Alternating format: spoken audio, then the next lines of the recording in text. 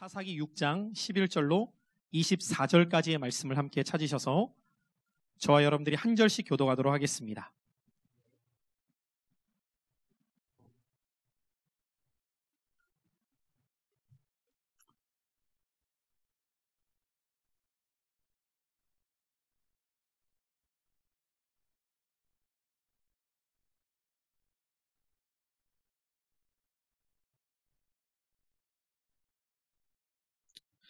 사사기 6장 11절부터 24절까지 찾으신 줄 알고 제가 한 절, 여러분들이 한 절씩 읽으시고 우리 마지막 24절의 말씀은 합독하여서 읽도록 하겠습니다.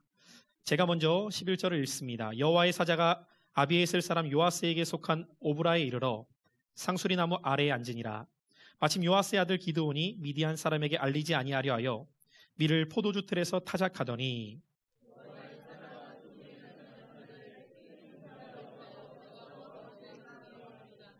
기드온이 그에게 대답하되 오 나의 주여 여호와께서 우리와 함께 계시면 어찌하여 이 모든 일이 우리에게 일어났나이까. 또 우리 조상들이 일찍이 우리에게 이르기를 여호와께서 우리를 애굽에서 올라오게 하신 것이 아니냐 한 그 모든 이적이 어디 있나이까. 이제 여호와께서 우리를 버리사 미디안의 손에 우리를 넘겨주셨나이다 하니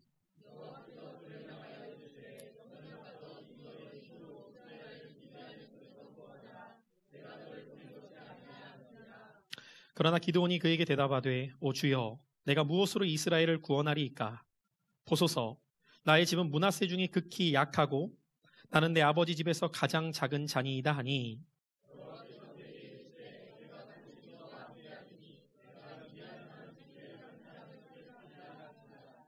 기드온이 그에게 대답하되 만일 내가 주께 은혜를 얻었사오면 나 말씀하신 이가 주 되시는 표징을 내게 보이소서.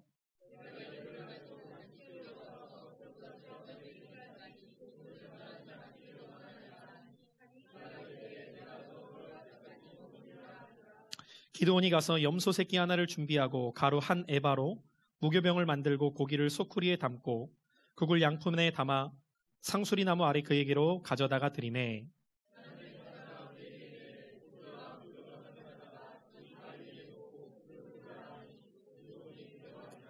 여호와의 사자가 손에 잡은 지팡이 끝을 내밀어 고기와 무교병에 대니 불이 바위에서 나와 고기와 무교병을 살랐고 여호와의 사자는 떠나서 보이지 아니한지라.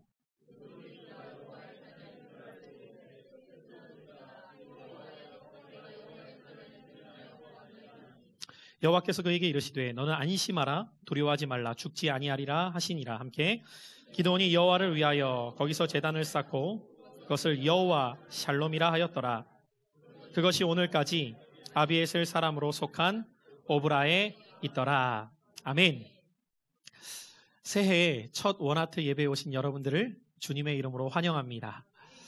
작년 한 해 동안에도 많은 사람들이 신앙의 흔들림을 경험하기도 하고 또 예수님을 열심히 믿는 믿음도 어느 순간 넘어지게 되어서 신앙을 지켜나가지 못하는 많은 사람들이 작년 한 해 동안에도 우리 주변에 있는 것을 아마 느끼시는 분들도 있을 겁니다.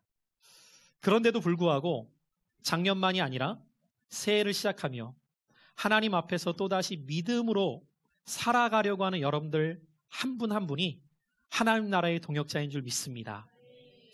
저희가 이렇게 매월 원하트 사역을 감당해 나가고 이 사역을 지속해 나가는 목적이 있습니다. 갈수록 믿음의 세대들을 보기 힘든 이 시대 속에서 나 혼자만 고군분투하는 것이 아니라 나 혼자만 믿음을 지켜나가기 위해 버티는 신앙이 아니라 나 외에도 이 시대에 믿음으로 살고자 하는 사람들이 있다는 것을 서로 바라보면서 그곳에서 격려를 받고 또 힘을 받아 나만 이렇게 몸부림치고 있는 것이 아니구나. 이렇게 믿음으로 살려고 하는 사람들이 우리 주변에도 있구나 라는 것을 서로 간에 바라보면서 연합과 동역을 통해 하나님 나라를 세워가고자 하는 것, 그것이 이 원하트 사역을 지속해 나가는 목적이자 이유입니다. 그런 의미에서 어떤 의미에서 보면 오늘 이 자리에 있는 여러분 한 분 한 분 이곳에 오셨다는 것 자체가 얼마나 귀하고 소중한지 모릅니다. 그냥 우리 교회의 신앙생활, 내 주변에 있는 사람들만 열심히 내고 있는 것이 아니라 또 주변에서 들려지는 누가 또 신앙을 떠났대, 믿음을 버렸대, 교회에 안 나온대, 이런 이야기들만을 듣는 것이 아니라 이런 연합 찬양 예배를 통해 나만이 아니라 하나님 나라를 위해 믿음을 지켜나가는 사람들이 있다는 것을 여러분들이 바라보시면서 용기와 힘을 얻을 수 있는 새해의 첫 예배가 되시기를 예수님의 이름으로 축복합니다. 그런 의미에서 저는 오늘 이 1월에 있는 첫 원하트 예배의 말씀을 묵상하는 가운데 오늘 본문의 말씀을 중심으로 하나님께서 약할 때에 강한 힘이 되시는 이 하나님을 은혜 가운데 나누도록 마음을 주셨고 이 말씀을 준비하게 되었어요. 여러분, 오늘 우리가 함께 읽은 이 사사기의 말씀을 이해하려면 이 사사기 배경이 되는 시대를 우리가 조금 알아야 될 필요가 있습니다. 언제나 그렇듯이 하나님은 그 시대마다 그 시대를 살아가고 있는 사람들을 통해 일하시고 계셔요. 모세 시대가 있었다면 여호수아 시대가 있었죠. 출애굽에 앞장섰던 그 모세의 시대가 끝난 다음에 하나님께서는 가나안 땅 정복을 앞에 두고 여호수아를 그들의 지도자로 세우세요. 그리고 여호수아에게 말씀하시기를 강하고 담대해라. 내가 너와 함께 할 것이니 두려워하지 말아라. 내가 이 땅을 너와 내 후손들에게 줄 것이다 약속하시죠. 그 약속의 말씀을 붙들고 여호수아는 이스라엘 백성들과 함께 가나안 땅을 정복해 나가기 시작해요. 하나님이 그들과 함께 하셨을 때 하나님의 약속대로 그 땅이 이스라엘의 영토가 되어가기 시작합니다. 그리고 어느 순간 그 정복이 다 끝난 듯 보였을 때 하나님께서는 각 지파들에게 그 영토를 나누어서 허락하시기 시작하죠. 유다 지파에게, 이사갈 지파에게, 스불론 지파에게, 레위 사람들은 각 지역으로 흩어보내셔서 각각의 지역에서 살도록 하나님께서 모든 분배를 마치셨을 때 이제 모든 정복 전쟁이 끝난 다음에 여호수아가 어느 정도 시간이 흘러가게 됩니다. 그런데 여러분들, 우리도 신앙생활을 해보면 알지만 우리가 적어도 예수님을 열심히 믿을 수 있는 것은 한때 우리에게 주신 큰 은혜가 있기 때문이죠. 여러분, 이스라엘 백성들 한번 생각해 보세요. 지금 그들이 가나안 정복 전쟁을 했을 때에 다른 일이 아니라 자신들의 눈앞에서 그 가나안 땅에 있는 족속들을 하나님의 능력으로 격파하는 것들을 경험하는 겁니다. 여러분, 이런 경험을 신앙생활 가운데 한다면 그들의 믿음이 얼마나 뜨겁겠어요. 아마 여러분들도 개개인적으로 신앙생활하면서 은혜의 체험을 했던 경험들이 있는 분들이 계실 거예요. 그리고 그 체험을 했던 사람들은 안 뜨거울래야 안 뜨거울 수가 없죠. 하나님의 살아계심을 분명히 체험했기 때문에. 그런데 여러분, 아무리 뜨거웠던 신앙의 체험을 한다 하더라도 그때의 그 은혜, 그때의 그 초심의 마음을 지속적으로 지켜간다는 것이 참 힘들 때가 있어요. 이스라엘 백성들도 그랬던 것 같아요. 그곳에서 하나님의 은혜를 체험하고 땅을 분배받고 살아가게 되었는데 어느 정도 시간이 지나가면서 그들의 마음의 초심이 점점 흔들렸던 것 같아요.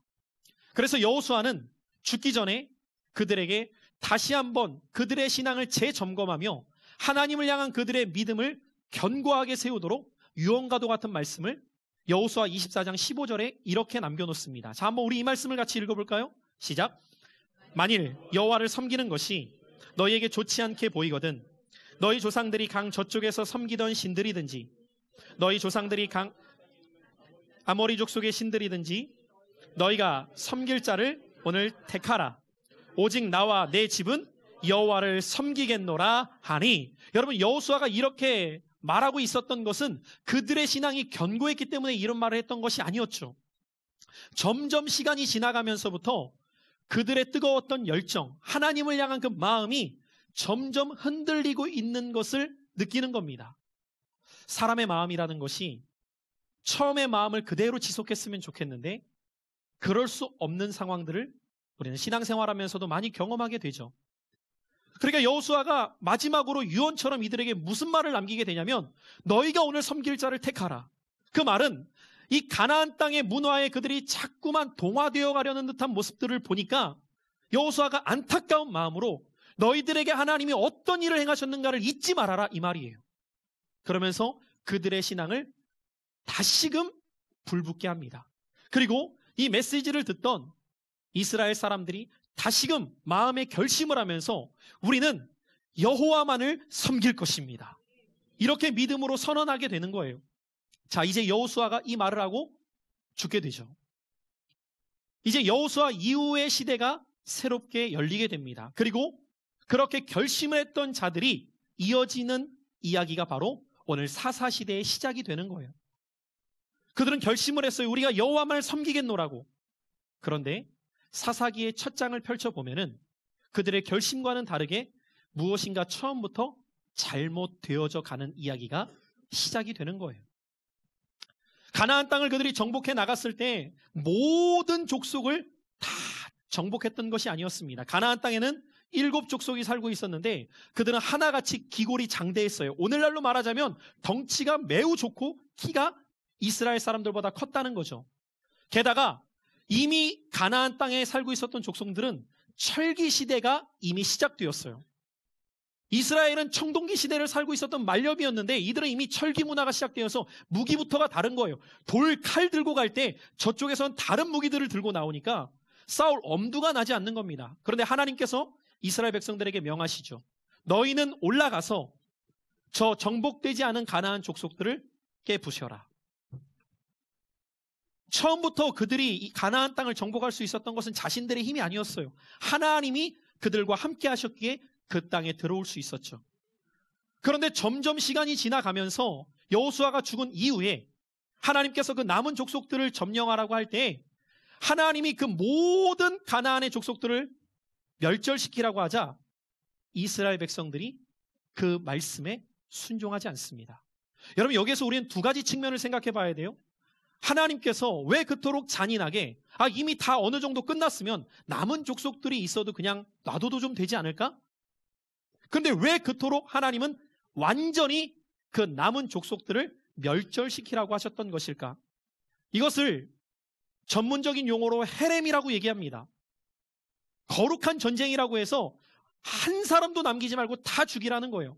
어떤 분들은 이런 하나님의 말씀을 볼 때마다 하나님이 너무 잔인하셔서 나는 그 하나님을 믿을 수 없다라고 말하는 사람들이 있어요. 여러분, 왜 하나님께서는 그렇게까지 하셔야만 했을까요?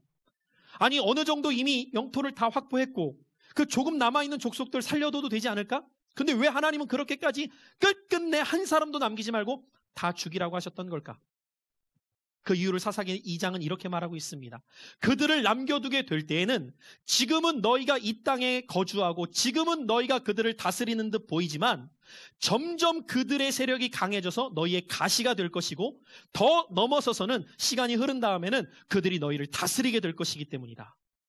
자, 그러면 하나님께서는 그 이유를 설명하셨는데 왜 이스라엘 백성들은 그럼에도 불구하고 가나안 족속들을 멸절시키지 않았을까요? 왜 쫓아내지 않았을까요? 사사기 1장을 읽어보면 여러분들 가장 많이 반복되는 단어가 어떤 단어냐면 쫓아내지 못하였더라 라는 단어예요. 그런데 여러분들 이 표현이 우리말 성경에서 보면은 조금 번역이 애매하게 되어 있어요. 왜냐하면 쫓아내지 못하였더라라고 하는 것은 마치 하고 싶은데 못한 것처럼 표현되기 때문이에요. 그런데 더 원어적인 가까운 표현은 무엇이냐면 쫓아내지 않았다는 것입니다. 캔낫이 아니라 두낫이라는 거예요. 할 수 없었던 것이 아니라 하지 않았다는 거예요. 왜 그럴까요? 힘이 없어서였을까요? 아니요. 그들이 힘이 강성해졌음에도 불구하고 쫓아내지 않았다는 것입니다. 그러면 왜 그들은 가나안 족속들을 쫓아내지 않았던 것일까요? 그 이유는 가나안 땅의 문화를 보면 우리가 알게 됩니다. 당시 이스라엘 민족은 야훼 신앙을 갖고 살아갔던 사람들이었죠. 하나님을 섬기는 거예요. 그런데 가나안은 그곳에 살고 있었던 사람이 누구를 섬기고 있었냐면 바알과 아세라를 섬기고 있었습니다. 여러분, 야훼 신앙의 특징이 뭐죠? 지난 12월 원하트에 오셨던 분들은 예배가 무엇인지에 대해서 우리가 레위기의 말씀을 통해 배웠는데 야훼 신앙의 특징은 제사 문화예요. 그렇죠? 물론 다른 이방을 신을 섬기는 사람들도 제사를 드리는데 그 방식이 전혀 달라요. 여러분, 야훼 신앙의 제사의 방식은 뭐였죠? 일단 가축을 데리고 옵니다. 그리고 벗겨요. 각을 떠요. 피를 타로 받아서 드려요. 여러분, 한 가지 한 가지 단계가 얼마나 잔인한지 몰라요. 그러니까 이들은 야훼 신앙으로서 그동안 광야를 거쳐올 때에는 계속해서 이렇게 제사를 드려왔던 사람들이었어요. 한마디로 잔인했고 보기 흉측했던 제사들. 그걸 계속해서 하나님 앞에 행해왔어요. 그런데 가나안 땅에 들어와 봤더니 이 사람들도 어떤 신을 섬긴대. 그럼 도대체 저들은 어떻게 그 신 앞에 제사를 드리는 거야 봤더니 여러분, 바알과 아세라를 섬기는 그들의 제사의 문화는 어떤 문화였냐면 굉장히 쾌락적이고 굉장히 즉흥적인 문화였어요. 한마디로 말해서 그들이 볼 때에는 바알에게 드리는 제사가 화려하고 뭔가 즐기는 듯한 문화인 것처럼 보이는 거죠. 여러분, 솔직히 한번 여쭤볼까요? 오늘 여러분들이 이곳에 와서 예배를 드리는 것과 저 화려한 홍대나 이태원에 가서 그 나이트클럽 같은 데 들어가가지고 막 춤추는 모습을 보는 것과 화려함으로 따지면 뭐가 더 화려하죠? 안 가보셨어요? 훨씬 더 그 문화가 화려하죠. 그리고 뭐가 더 쾌락적이죠? 모르시면 가보세요. 막 뭘 던지고 뿌리고 막 돌고 난리도 아니에요. 감각적이고 쾌락적이고 즉흥적인 문화가 세상의 문화란 말이에요. 여러분, 그걸 보는 순간 이스라엘 백성들이 어떤 마음이 들까요? 지금까지 경험해보지 못했던 새로운 세상이 열리는 거예요. 여러분 보세요. 특별히 여기에 지금 학생들도 몇 명 와 있는데 많은 그리스도인들이 언제 타락하는지 아십니까? 억눌렸던 중고등학교 생활이 끝나고 요맘때 1월과 2월이 되었을 때 나 이제 20살 되었다 이거예요. 그래서 친구들과 함께 민증을 갖고 어디를 가느냐? 세상의 문화를 즐기러 나가보기 시작합니다. 홍대를 가보고 이태원을 가보고 그러면서 나도 이제 어디든 갈 수 있으니까 막 그런 화려한 문화를 보기 시작합니다. 그러면 여러분들 솔직히 중고등학교 때 모태신앙으로 태어나서 교회를 떠날래야 떠날 수 없는 운명을 갖고 있는 지체들, 주일이 되면 어김없이 눈을 떴는지 감았는지 모르고 9시 예배에 왔던 그 학생들이 토요일이 되었을 때, 금요일 밤이 되었을 때 친구들과 불금을 즐기면서 그 나이트에 돌아가는 것, 내가 도는 거죠. 막 정신을 못 차리는 거예요. 한순간에 그 세상의 문화에 빠져버립니다. 여러분, 지금 이 이스라엘 백성들은 가나안의 문화를 그들이 목격하였을 때 지금껏 경험해보지 못했던 그 쾌락, 지금껏 경험해보지 못했던 그 육체적인 즐거움이 그들을 바라보면서 꿈틀대기 시작하는 거예요. 그러니까 그것이 눈앞에 보이니까 뭐라고 설명은 못하겠지만 그들의 모습이 보기 좋은 겁니다. 쫓아내지 못하는 것이 아니라 쫓아내지 않는 거예요. 이런 세상의 문화들을 바라보면서 어느 순간부터 그 문화가 자신들 내면으로 침투해 들어오기 시작하는 거예요. 하나님은 이 사실을 아셨기 때문에 일찍부터 그들에게 가나안 문화와 접하지 않을 수 있도록 철저하게 끊어내라고 했습니다. 여러분 기억하십시오. 오늘 여러분들이 신앙생활하면서 여러분들의 믿음을 가지고 세상을 다스리지 않으면 어떤 일이 일어나게 되느냐? 세상의 문화가 여러분들을 다스리기 시작해요. 오늘날 많은 그리스도인들이 이 믿음의 싸움에서 적정한 타협점을 누리려고 하기 때문에 나도 모르는 사이에 가나안의 문화가 내 안으로 침투되어 오는 것을 방어하지 못하고 있어요. 여러분, 오늘날 신앙생활하는 사람들 보세요. 예배를 드려요. 교회도 빠지지 않고 나와요. 그러면서 자기 스스로가 어떤 타협점을 잡냐면 이 정도 하면 신앙생활 잘하고 있는 건데 꼭 그렇게까지 그 작은 것 하나까지도 내가 하지 말아야 돼? 그 조금의 일조차도 내가 즐길 수 없단 말이야? 그건 너무한 거 아니야? 이런 생각을 가질 때가 있단 말이에요. 같이 한번 따라해 보실까요? 믿음은 기준 싸움입니다. 여러분, 우리가 세상 가운데 믿음을 갖고 살아간다는 것은 무슨 말인지 아십니까? 세상 속에서 우리가 어떤 기준을 갖고 싸워 나갈 것이냐예요. 어느 정도 내가 이 영역을 확보했기 때문에 꼭 그렇게까지 남은 사람들을 멸절해야 됩니까? 꼭 그렇게까지 남은 지역마저 내가 끊어내야 됩니까? 이런 질문이 우리 안에 나올 때가 있단 말이에요. 그런데 하나님은 그 부분을 보시는 것이 아니라 그 부분을 타협할 때 어떤 결말이 나타나게 될지를 이미 알고 계셨단 말이에요. 여러분, 오늘 이 시대에도 이 말씀은 동일하게 적용되고 있어요. 왜 하나님께서 그렇게 우리에게 거룩한 삶을 요구하시고 철저히 하나님의 뜻대로 살아가기를 요구하실까요? 작은 틈새가 작은 틈새로 끝나지 않기 때문이에요. 처음에는 내가 그것을 컨트롤할 수 있다고 생각을 해요. 근데 시간이 점점 지나면 지날수록 내가 컨트롤할 수 있을 거라고 여겨졌던 그 영역이 나를 컨트롤하기 시작해요. 내가 끊어낼 수 있을 것이라고 생각했던 그 영역이 나를 지배하기 시작해요. 하나님은 이것을 아셨기 때문에 너희들이 철저하게 가나안의 문화를 끊어내야 되고 그 땅에 있는 사람들을 멸절시켜야 된다고 말씀하고 계셨던 것이죠. 자, 그렇다면 결국 이 사사기의 패턴을 보면 그들이 하나님의 말씀대로 행하지 않고 부분적으로 남겨두었던 그 일들로 인해서 훗날 그 가나안의 족속들이 역전 현상이 일어나서 이스라엘을 짓밟고 공격하기 시작하는 내용이 사사기 전체에 흘러가고 있어요. 그래서 여러분들 사사기 안에서 우리가 발견한 한 가지 패턴이 있어요. 이스라엘 백성들이 하나님 앞에 죄를 범합니다. 결국 하나님께서는 남겨두었던 그 족속들로 인해서 징계를 당하게 하셔요. 그 징계 속에서 고통 중에 그들이 부르짖을 때 그 부르짖음이 있자 하나님께서 사사들을 보내서 그들을 구원해내십니다. 이 패턴이 사사기 안에 계속해서 반복적으로 나타나고 있는 거예요. 여러분, 사사기 안에 12명의 사사가 등장을 하고 있는데 그 말은 이들이 얼마나 지속적으로 하나님 앞에 악을 행하고 있었는가를 우리에게 말씀해주고 있는 것이죠. 그러면 이렇게 이 패턴 속에서 그들이 죄를 범했을 때 하나님께서 그들에게 징계를 내리시는 과정 가운데 이방의 민족들을 사용하고 계시는데 그 이방의 민족들이 공격을 하자 부르짖는 거예요. 그럼 여러분들 이렇게 부르짖을 때 그들을 구원할 사사가 되려면 어느 정도 그래도 봤을 때에 이 정도 사람이면 우리를 구원할 수 있겠다라고 하는 사람들이 선택되어야 돼요. 예를 들어서 온니엘 같은 사람을 보면은 초대 사사로서 갈렙의 사위가 돼요. 근데 이 갈렙이 유다 산지를 점령하려고 할 때 뭐라고 말하냐면 누구든지 먼저 그쪽으로 올라가서 그 족속과 싸워서 그 땅을 취하는 자는 내 딸을 주겠다라고 이야기를 합니다. 여러분, 딸이 굉장히 이쁘냐 안 이쁘냐에 따라서 행동이 달라집니다. 이뻤던 것 같아요. 그 말을 듣자마자 온니엘이 전속력으로 뛰쳐가서 다 부셔버립니다. 여러분, 적어도 사사라면 이 정도 돼야 되지 않겠어요? 그 땅을 취하면 내 딸 줄게. 제가 가겠습니다. 사사답잖아요. 여러분, 사사들이 이런 사사들이라면 문제가 되지 않는데 오늘 저와 여러분들이 함께 읽은 이 6장에 등장하는 사사로 따지자면 5번째로 등장하는 인물이 있는데 그의 이름이 기드온입니다.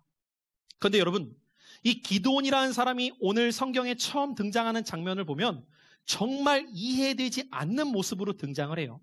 사사기 6장 1절을 보면은 그들이 또다시 하나님 앞에 악을 행해요. 하나님의 목전에서 악을 행했다는 거예요. 여러분, 목전이라는 말이 뭐죠? 눈목자예요. 눈 앞에서 죄를 짓는 겁니다. 여러분, 그래도 우리가 양심이 있잖아요. 안 볼 때는 그래도 죄를 지어도 누가 쳐다보고 있으면 쉽게 못 짓잖아요. 근데 하나님이 이렇게 쳐다보고 계시는데 죄를 지었다는 거예요. 얼마나 이들이 죄의 패턴이 강하게 나타나고 있었는지 하나님의 눈앞에서 또 죄짓고 또 죄짓고 또 죄짓고 있었다는 거예요. 그래서 하나님은 이번에는 미디안이라는 족속을 들어서 7년 동안 그들을 고통당하게 하시는 거예요.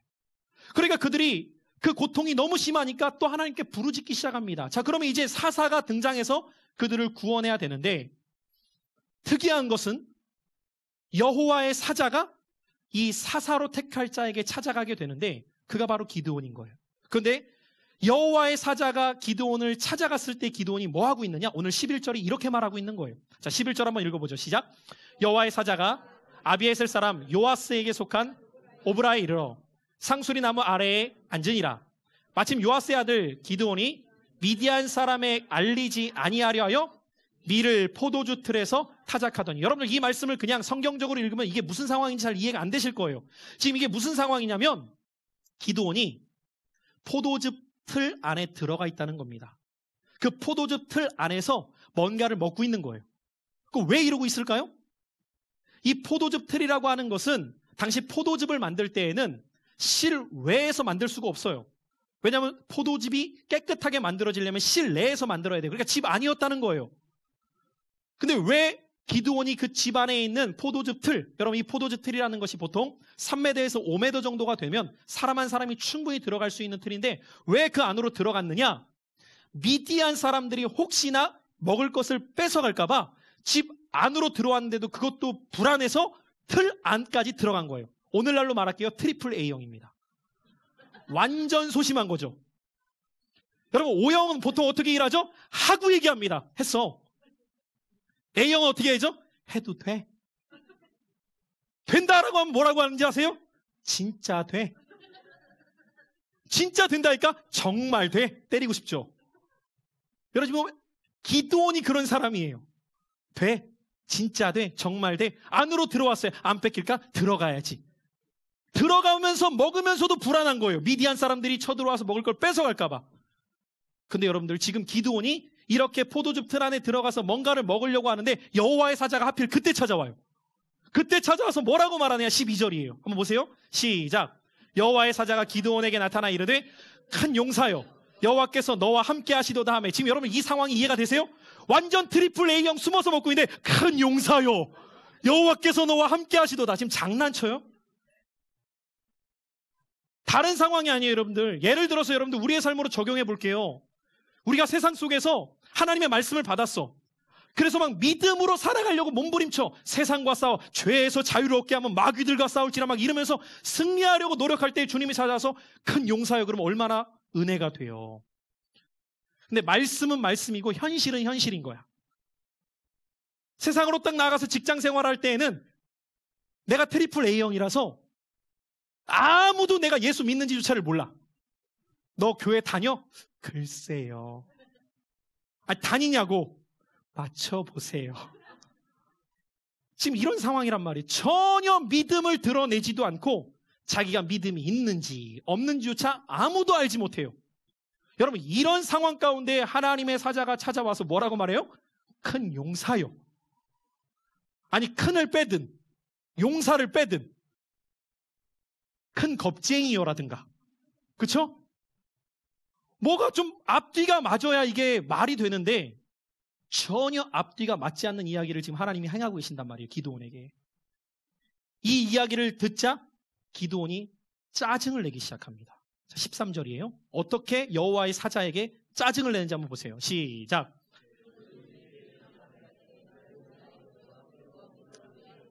어찌하여 이 모든 일이 우리에게 일어났나이까? 또 우리 조상들이 일찍이 우리에게 이르기를 여호와께서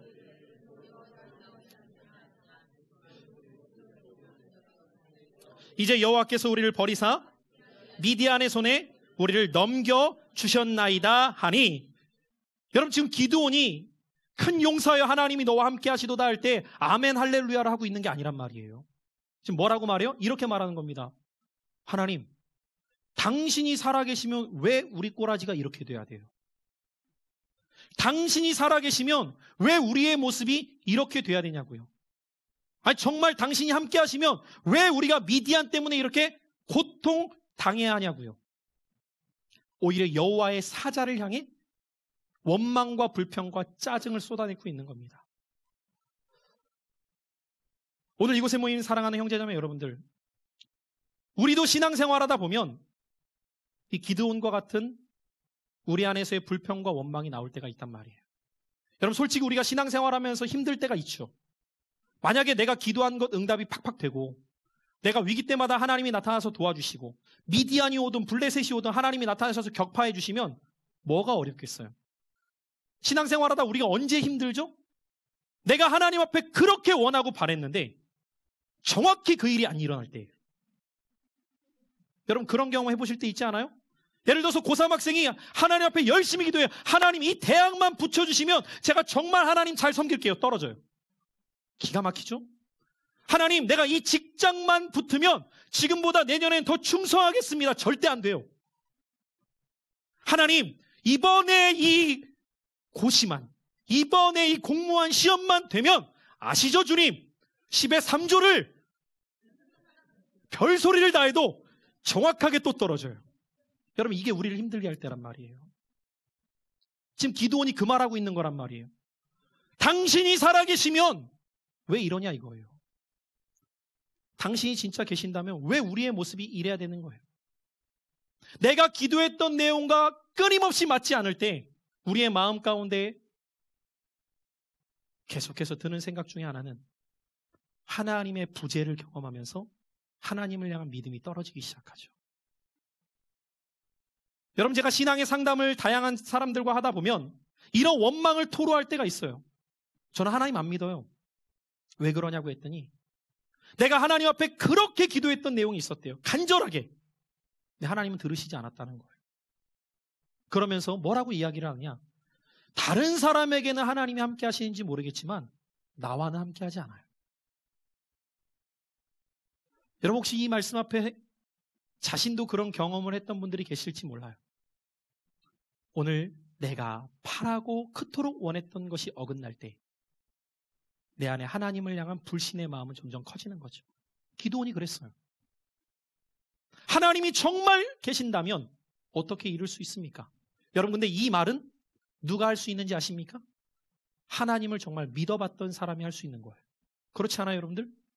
기도원은 한때에 하나님을 향한 믿어보려고 하는 마음이 있었단 말이에요. 그런데 현실을 보니까 어떻게 하나같이 이렇게 바라는 것이 안 이루어지는지. 그러니까 하나님에 대해 절망하기 시작해요. 그런 기도원에게 지금 여호와의 사자가 찾아와서 뭐라고요? 큰 용사여, 하나님께서 너와 함께 하시도다. 여러분 이게 와 닿겠어요 지금? 지금 함께 하신다고요? 보세요 우리의 꼬라지를. 함께 하신다면 어떻게 이런 상황이 될 수 있어요? 여러분 그럼 하나님께서 여호와의 사자를 잘못 보낸 건가요? 야 미안하다 너가 아니었다. 야, 내가 생각해보니까 너가 아니었어. 다른 사람이었다 야. 하나님이 착각하신 걸까요? 아니면 이 이야기를 듣고 그래 내가 네 입장이어도 이 말은 좀 허풍이 심하다 야. 하나님이 그렇게 말씀하실까요? 도저히 상황적으로 볼 때 현실적으로 볼 때 받아들일 수 없는 말씀이 지금 기도원에게 들린 거란 말이에요. 여러분 기도원만 그런가요? 우리가 신앙생활하다 보면 그렇지 않아요 여러분들? 지난 한 달 여러분들 살아보시면 또 어땠습니까? 하나님의 백성으로 살아가려고 하는데 말씀을 들어요. 아 말씀이 그렇구나. 아 이렇게 해야 되는구나. 아 이거구나 라고 생각을 하면서 말씀을 붙들고 살려고 하는데 현실과 너무 동떨어지는 거예요. 말씀이 너무 멀게만 느껴지는 거예요. 지금 내가 행할 수 있는 것과 내 상황과 하나님의 말씀이 너무 다르게 느껴질 때를 우리가 경험할 때가 있잖아요. 여러분 오늘 우리는 이 기도원의 모습 속에서 하나님께서 기도원에게 하시는 이 말씀을 통해 발견해야 될 중요한 영적인 진리가 있어요. 지금 하나님께서는 기도원을 미디안과의 전쟁을 위한 사사로 부르시고자 하는데 미디안과의 전쟁보다 더 중요한 싸움이 우리의 삶에 놓여 있다는 것입니다. 그 싸움이 무엇인지 아십니까? 자기와의 싸움인 거예요. 지금 하나님께서는 기드온을 미드온과의 싸움을 행하기에 앞서서 그 자신과의 믿음의 싸움을 도전하고 계시는 거예요. 교회를 다니는 많은 사람들을 보면 오늘 이 기드온의 모습처럼 너무 연약하고 너무 부족한 모습이 많을 때가 보입니다. 여러분 교회를 다니면서 주변에 있는 지체들을 바라볼 때 여러분들이 느낄 때 야 정말 저 사람은 완벽하다 이런 사람들을 경험할 때가 많으신가요? 여기 자매님들 한번 여쭤보죠. 아, 교회를 왔더니 키도 크고 인물도 좋아 공부도 잘해 배경도 있어 그런 형제님이 문 앞에 서가지고 한 주 잘 지냈죠? 안 지냈어도 잘 지내줘요. 그쵸? 예를 들어서 여러분 박보분 같은 사람이 안내를 서 안녕 한 주간의 모든 피로가 날아가죠. 형제님들 거꾸로 한번 생각을 해봐요. 교회 안에 자매가 있어. 그런데 성격도 좋아 얼굴도 이뻐 믿음도 끝내줘. 그런 자매가 안내를 쓰면서 여러분들한테 이렇게 말합니다. 오빠 힘내요. 없던 힘이 생깁니다. 그쵸? 이 놀라운 은혜. 주님도 만나고 자매님도 만나고 이 완벽해 보이는 지체들이 교회 안에 많다. 우리는 세상을 살만이 날 겁니다. 그러지 않아요 여러분들? 그런데 좌로나 우로나 봐도 우린 주님만 바라봐야 돼요. 좌우를 돌아보지 말고 주님만 바라봐야 돼요. 주님만. 이게 우리의 현실이잖아요. 여러분 솔직히 신앙생활하는 사람들 가운데 부족함이 없는 사람이 누가 있어요? 그러면 우리는 이런 생각을 하죠. 왜 이렇게 부족한 사람들이 하나님을 믿고 있는 것일까?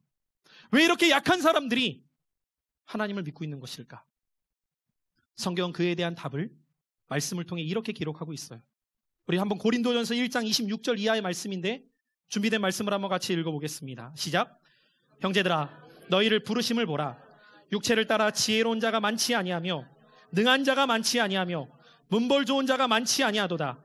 그러나 하나님께서 세상에 미련한 것들을 택하사 지혜 있는 자들을 부끄럽게 하려 하시고 세상에 약한 것들을 택하사 강한 것들을 부끄럽게 하려 하시며 하나님께서 세상에 천한 것들과 멸시받는 것들과 없는 것들을 택하사 있는 것들을 패하려 하시나니 이는 아무 육체도 하나님 앞에서 자랑하지 못하게 하려 하심이라. 아멘이십니까? 왜 이렇게 연약하고 부족한 자들을 하나님은 모아두셨던 걸까요? 그 이유는 한 가지입니다. 자신의 능력이 있는 사람은 하나님을 자랑하는 것이 아니라 자신을 자랑하기 때문이에요. 하나님은 어떤 분이시냐? 문벌 좋고 능력 좋고 갖춘 자를 불러서 하나님 나라의 일을 이루시는 것이 아니라 약한 자를 부르셔서 강함 되시는 하나님을 보이시기를 원하십니다. 하나님이 왜 기드온을 택하면서 큰 용사여라고 말씀하셨을까요? 그가 큰 용사이기 때문에 이렇게 말씀하고 계시는 것이 아닙니다. 아무리 연약하고 흠많은 자라 할지라도 하나님이 택하셔서 이렇게 말씀하시는 거예요. 내가 너를 큰 용사로 세울 것이다. 너가 능력 있는 것이 아니라 나의 능력이 너에게 임할 것이다. 하나님의 말씀이 우리의 삶에 임할 때 그 말씀이 우리를 이끌어가기 시작해야 돼요.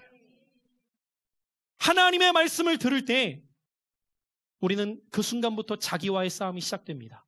내 생각과 내 환경을 바라보며 따라갈 것이냐? 말씀의 능력이 되시는 하나님을 신뢰하며 그 말씀을 붙들고 살아갈 것이냐? 여러분, 오늘 이 밤에도 모인 사랑하는 형제자매 여러분들, 여러분 한 분 한 분에게 하나님의 말씀이 살아있는 말씀이 되기를 원합니다. 말씀이 살아있다는 것은 어떤 의미일까요? 이 말씀이 여러분들의 삶의 현장에서 움직이기 시작하는 거예요. 누가 보더라도 나는 기드온같처럼 부족함이 많은데 하나님이 나에게 말씀하시기 시작하는 거예요. 큰 용사야, 내가 너와 함께하고 있단다. 큰 용사야, 내가 너의 인생 가운데에 일을 행할 것이다. 여러분, 이 하나님의 약속의 말씀이 오늘 여러분들에게 붙들려지는 말씀이 될 수 있기를 축복합니다. 따라합시다. 말씀이 임할 때 삶이 변하기 시작합니다.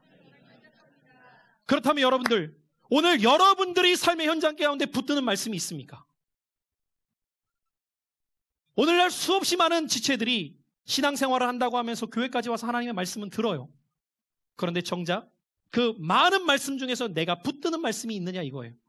제가 올해가 되면서 저희 교회에서 지속적으로 반복하는 표현이 있습니다. 하나님의 말씀이 들릴 때 소리를 붙잡아야 진리가 된다. 같이 한번 따라해 보실까요? 말씀의 소리를 붙잡을 때 소리가 진리가 됩니다. 여러분, 수많은 사람들이 하나님의 말씀을 들어요. 근데 듣지만 그 말씀을 붙잡지 않으니까 지나가는 소리로 끝나요.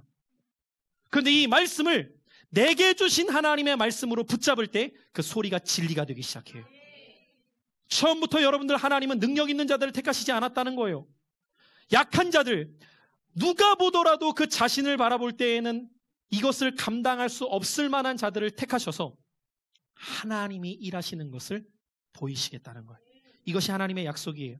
하나님의 말씀을 붙들 때 그 말씀이 나를 세워가기 시작하는 거예요. 기드온에게 하나님의 말씀이 임합니다. 큰 용사야, 하나님이 너와 함께 하시도다. 처음에는 이 말씀을 들었을 때 불평하고 짜증내고 원망했지만 여호와의 사자가 계속해서 주시는 그 하나님의 말씀을 기드온이 붙잡게 됩니다. 그 말씀을 붙잡게 되었을 때 그 말씀이 기드온을 세워가기 시작해요. 하나님께서 기드온에게 이렇게 명하십니다. 기드온아, 너의 집에 있는 바알 제단과 아세라상을 찍어버리라. 여러분 한번 생각해 보십시오. 가나안의 문화가 지금 얼마나 이스라엘 백성들의 삶에 깊숙이 침투해 있었냐면 집 안에까지 바알 제단과 아세라상이 들어와 있었다는 거예요. 동네마다 이런 일이 있었다는 겁니다.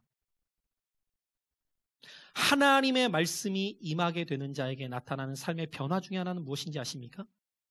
내 삶에 세워져 있었던 우상들이 보이기 시작해요.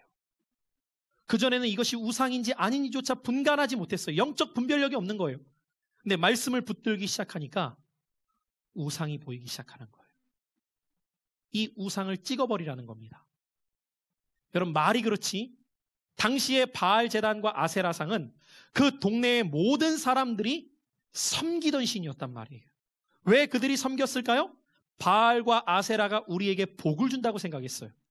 여러분, 지금도 저 시골 동네에 가보면 동네마다 선앙당이나 아니면 그 동네에서 가장 오래된 나무를 마치 신을 섬기듯 섬기는 문화가 있어요. 여러분, 그런 동네에 가서 여러분들이 한번 나무를 찍어 보십시오. 어떤 일이 일어나는지는 제가 책임은 못 져요. 그러나 어떤 일이 일어날지 여러분들이 이 말씀을 체감하고 싶다면 한번 해보십시오. 살아나오기가 쉽지 않을 겁니다. 찍어내버리라는 거예요. 여러분 트리플 A형이 이거 할 수 있겠어요? 못해요. 근데 말씀이 임하니까 찍습니다. 보세요 여러분들. 내가 무엇인가를 행하는 것이 아니에요. 말씀이 나를 이끌어가는 거예요. 여러분들의 삶에 하나님의 말씀이 거하기 시작하면 내가 행하는 것이 아니라 그 말씀이 나를 이끌어가기 시작해요. 이것을 찍어버렸더니 난리가 난 겁니다. 다음날 했더니 막 동네 사람들이 어떤 새끼가 이거 찍어냈냐고 막 찾아내라고 수소문을 했더니 저 기드온이 찍어냈다고 그 새끼 잡아오라고 막 난리 난 거예요. 그랬더니 그의 아버지였던 요아스가 갑자기 동네 사람들한테 아들이 쳐맞아 죽게 생긴 거예요. 그러니까 이렇게 말합니다. 니들이 뭔 상관이냐고. 지금 바알 이렇게 했고 다 되지 않았냐고. 그럼 바알이 진짜 신이면 직접 와서 죽이라고. 듣고 보니까 또 맞네. 이걸 어떻게 해야 되지? 그렇겠네. 여차저차해서 넘어가는 분위기가 돼버리는 거예요. 여러분 잊지 마십시오. 오늘 여러분 안에 마치 이 시대의 사람들이 붙들고 있었던 바알과 아세라처럼 그것 지으면 내 인생에 큰일이 날 것처럼 여겨지는 것들이 있단 말이에요. 내 인생에 하나님 믿으려고 하다가 이 돈 포기하면 어떻게 하지? 내 인생에 하나님 믿으려고 하다가 이 직장 포기하면 어떻게 하지? 내 인생에 하나님 말씀 따라가려고 하다가 이 상황을 내가 포기하면 어떻게 되지? 내 인생 망하는 거 아닌가? 그런 두려움이 우리 안에 다 있단 말이에요. 여러분 그거 하나님이 찍어버리라고 할 때 하실 수 있겠어요? 오늘 하나님께서 여러분들에게 원하시는 삶은 무엇이냐? 내 안에 세워둔 우상을 찍어버리라는 거예요.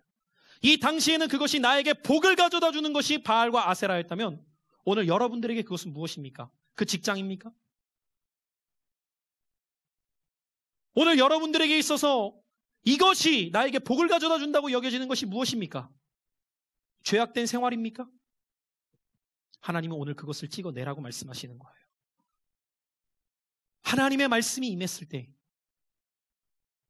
기드온이 그것을 찍어버립니다. 그러자 하나님께서는 그것을 찍어버린 기드온을 향해서 이렇게 말씀하십니다. 오늘 본문에 돌아가 보면 6장 32절의 말씀인데 같이 한번 우리 이 말씀을 읽어보겠습니다. 시작. 그날에 기드온을 여룻바알이라 불렀으니 이는 그가 바알의 제단을 파괴하였으므로 바알이 그와 더불어 다툴 것이라 함이었더라. 할렐루야. 여러분 우리가 정말 세상에 나아가서 믿음으로 살아가기 전에 우리가 싸워 승리해야 될 싸움이 있습니다. 그것은 자신과의 싸움입니다. 내 안에 세워진 우상들, 하나님이 기뻐하시지 않는 것들을 찍어내버릴 수 있는 말씀에 대한 결단이 우리의 삶 가운데 있을 때 하나님은 우리에게 이렇게 말씀하시는 거예요. 더 이상 너를 기드온이라고 말하지 않고 여룻바알이라 말할 것이다. 여룻바알의 뜻은 무엇이냐? 바알과 싸워서 이긴 자가 될 것이다. 사랑하는 성도 여러분들, 오늘 이곳에 하나님께서 우리가 함께 모여서 예배하며 하나님을 찬양하며 말씀을 듣게 하시는 것은 잠시 위로받고 끝나도록 우리를 부르신 것이 아닙니다. 하나님은 우리를 왜 부르셨느냐? 여룻바알 삼기 위해서예요. 세상에 나아가서 그 세상의 바알과 싸워서 이기는 자가 되어라. 그러기 위해서는 오늘 너 안에 하나님의 말씀이 거해야 된다. 그 말씀을 붙들고 싸워나가는 자가 되어서 세상에 나아가 세상의 바알을 이겨나갈 수 있는 여룻바알 되어라. 하나님이 그렇게 나와 여러분들을 부르신 것입니다. 오늘 이 말씀 앞에 주님은 우리에게 이렇게 약속하십니다. 나는 약한 너에게 강함이 되어줄 것이다. 큰 용사야, 나는 너와 함께 할 것이다. 우리가 능력이 있어서가 아니라, 우리가 담대해서가 아니라 누가 보더라도 숨어 지낼 수밖에 없는 연약한 믿음의 사람이지만 하나님께서는 그런 우리들을 부르셨어요. 그리고 부르신 우리들을 향해 주님은 이렇게 말씀하십니다. 큰 용사요. 오늘 여러분들 약한 나를 바라보지 마십시오. 나의 강함 되시는 주님을 바라보는 이 밤이 되셔서 2019년을 살아가는 여러분들의 삶 가운데에서 하나님의 능력이 나와 함께 하실 수 있도록 오늘 이 말씀을 여러분들의 인생에 붙드셔서 말씀이 여러분들을 이끌어가는 믿음의 삶 되시기를 예수님의 이름으로 축복합니다. 저는 이 시간 여러분들과 함께 하나의 찬양을 부르면서 기도하기를 원합니다. 제가 이 말씀을 준비하면서